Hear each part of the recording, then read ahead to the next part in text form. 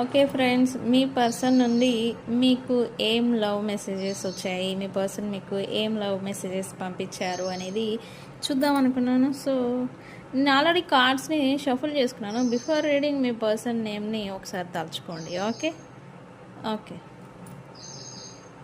Wow, I'm scared of rejection. మీ person మీరు ఇంకా పర్మనెంట్గా రిజెక్ట్ చేస్తారేమో అని మీ పర్సన్కి భయం వేస్తూ ఉందంట రైట్ నౌ. ఇది సపరేషన్, నో కాంటాక్ట్. మీరు మాట పట్టింపులతో దూరంగా ఉండుంటే ఇది ఎండ్ అవుతుందా, ఇది చేంజ్ రాదా అనేలాగా తాను అనుకుంటున్నట్టుగా ఇక్కడ చూపిస్తుంది. ఇక్కడ విక్టమ్ మైండ్ ఏదో చూపిస్తున్నారు మీ పర్సను.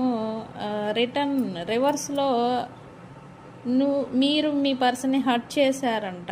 ఇక్కడ మీ పర్సన్ ఫీల్ అవుతున్నారు, మీరే మీ పర్సన్ని హర్ట్ చేశారంట ఇక్కడ.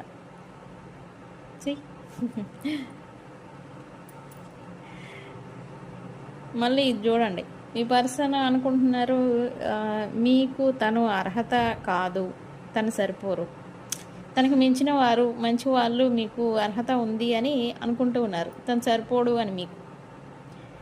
యూ డిజర్వ్ బెటర్ అంట.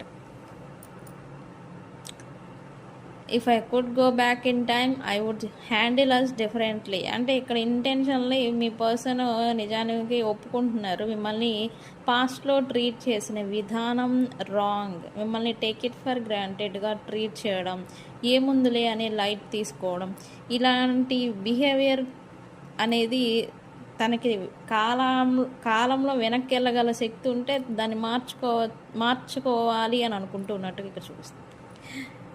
Okay, why is it that you love me?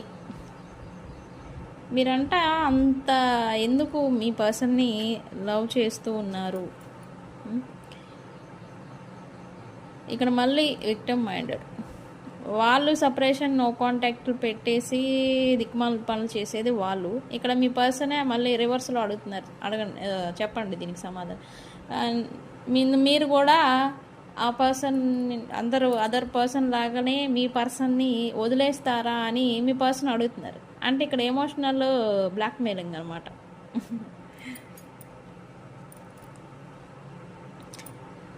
I wish I could understand you. ఇక్కడ మీ పర్సన్ మిమ్మల్ని అర్థం చేసుకొని ఉండాల్సింది అని రిగ్రెట్ ఫీల్ అవుతున్నట్టుగా ఇక్కడ చూపిస్తుంది. See, I wish I could understand you, మీ పర్సన్ ఫీలింగ్. సో ఇవి